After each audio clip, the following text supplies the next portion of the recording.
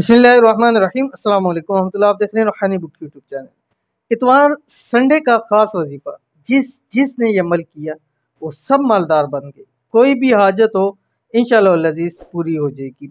आज का वजीफ़ा दिनों के वज़ाइफ में से और इतवार संडे का वजीफ़ा है।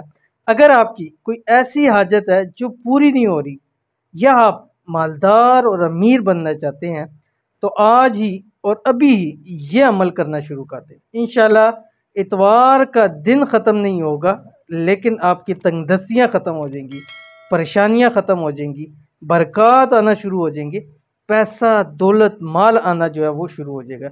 रब की ज़ात आपको फौरी मालदार बना देगी। इतवार के दिन का ख़ास अमल है, शेयर करने जा रहा हूँ। आपने वीडियो को मुकम्मल देखना है और चैनल को सब्सक्राइब भी ज़रूर कर दीजिएगा। कौन सा अमल है इतवार के दिन का, आपकी स्क्रीन के ऊपर आ रहा है, पहले देख लीजिए फिर मैं आपको इसकी तफसील बताता हूँ। बिस्मिल्लाहिर्रहमानिर्रहीम। या मुसब्बिबल असबाब, ठीक है, सिर्फ इतना सा।